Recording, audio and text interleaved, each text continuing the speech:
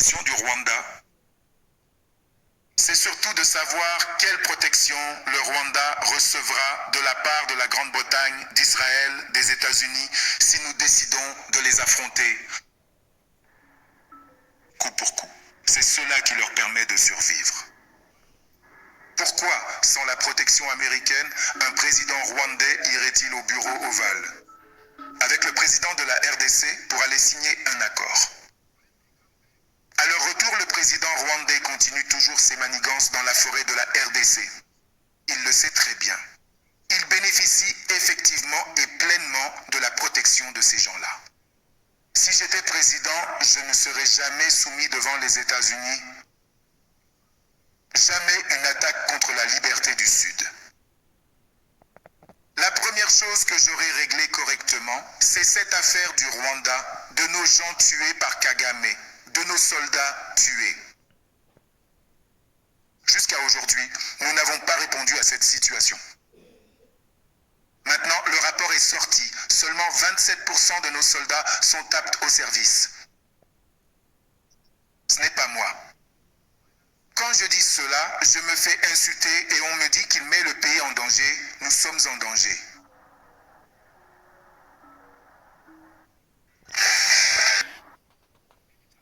Nous devons investir plus d'argent dans l'armée sud-africaine. À quoi bon mettre tout cet argent dans toutes ces choses si on peut se faire écraser par un petit pays comme le Rwanda? Il t'humilie au point où le président du Rwanda ne s'en excuse même pas. Il continue de nous insulter jusqu'à aujourd'hui. Jusqu'à aujourd'hui. Et il n'y a aucune réponse. Eh bien, mon style de leadership et celui de Ramaphosa sont différents. Il fait les choses à sa manière, à sa façon.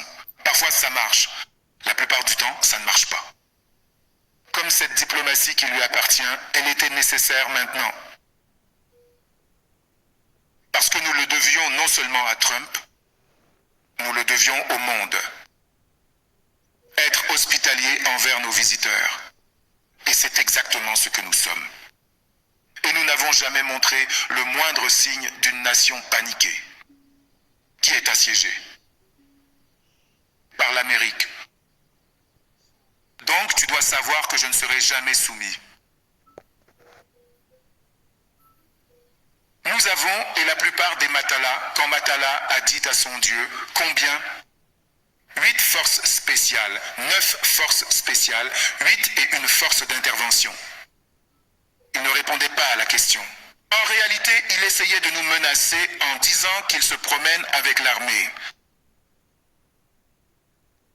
Les forces spéciales d'Afrique du Sud, cela signifie le plus haut niveau de la force de défense nationale sud-africaine. Le plus haut. Ces gens-là, à eux seuls, peuvent raser ce qui se passe au Rwanda, seuls. Nos forces spéciales. Ce ne sont pas des gamins, ces gens-là. Des gens très dangereux. Suivis par la force d'intervention spéciale des services de police sud-africains. Des gens très dangereux. Pour faire partie intégrante, pour réussir pleinement et devenir un membre à part entière d'une task force, et je ne parle même pas des forces spéciales d'élite, mais simplement de la task force régulière, il est impératif de sauter de ce genre de truc-là, avec un parachute bien sûr. Chaque mission qui t'est confiée, on doit te larguer dans un pays étranger, sans que ce pays le sache, dans la brousse, et ensuite tu dois retrouver ton chemin tout seul. Sans téléphone portable, sans boussole, rien du tout. Tu dois t'asseoir comme ça, regarder, te dire, peut-être par là, et y aller. Et revenir. C'est à ce moment-là qu'ils t'apprennent à infiltrer le pays.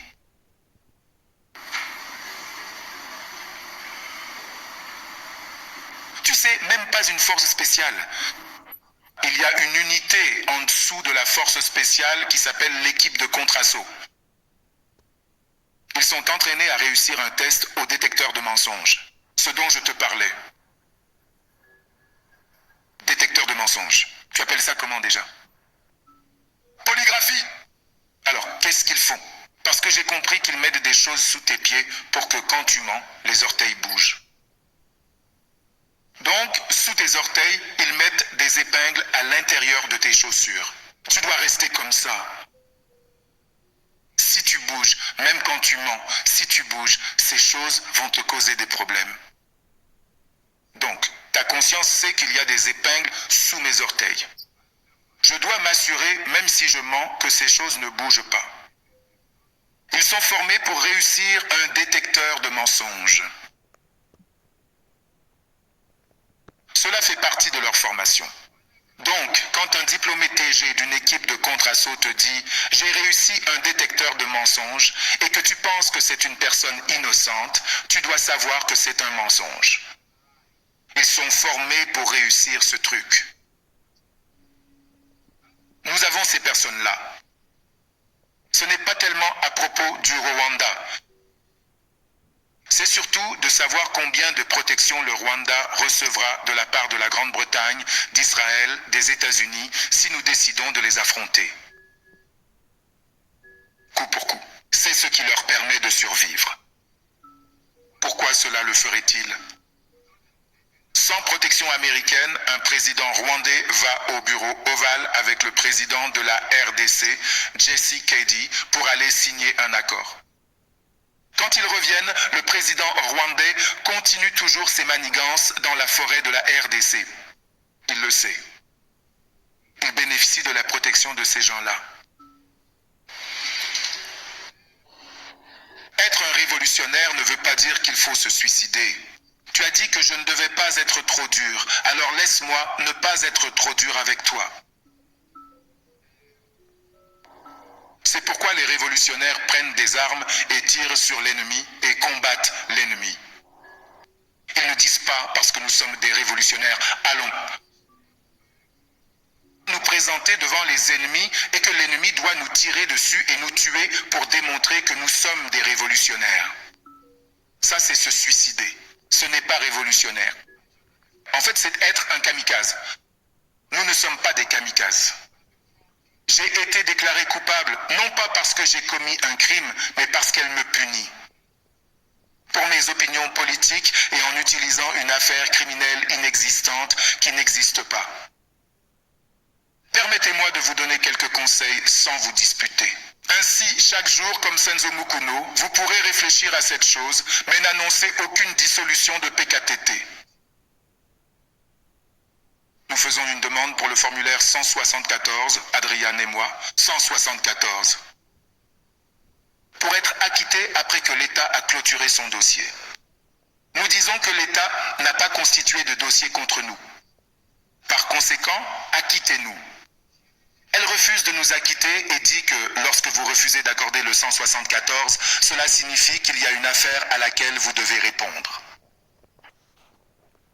Voilà, chers fidèles abonnés de Alliance TV, cet homme que vous voyez, il s'appelle Malema.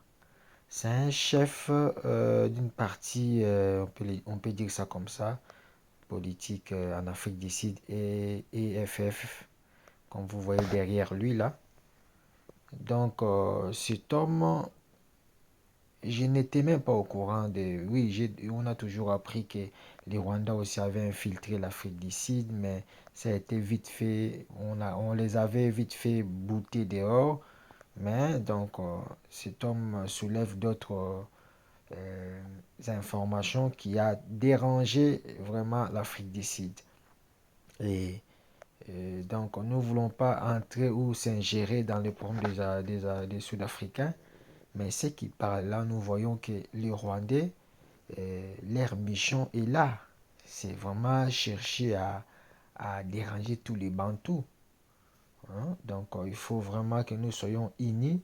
Nous devons comprendre. Et ici, je m'adresse à tous ceux qui ne comprennent pas, qui s'allient avec soi-disant M23 et FFC, je ne sais pas moi, des consorts, tous ceux qui sont derrière. Oh, ils vont prendre l'Est, tout ça là. Écoutez bien, ici nous sommes dans un pays qui est développé.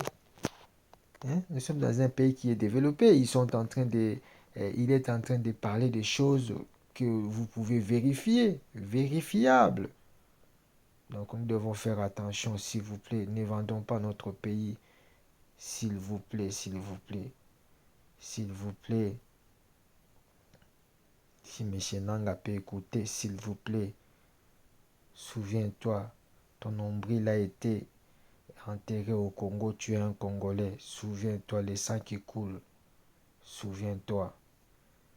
Ça, c'est l'appel, dernier appel des Congolais. Écoute, tu peux faire une marche en arrière et puis chercher les intérêts des nations et pas l'intérêt des individus. Cet homme est en train de parler des choses qui se sont passées dans leur pays. Bon, peu importe le deal qui a été fait, les accords qui ont été signés, mais il démontre clair et net que les Américains aussi soutiennent les Rwandais là.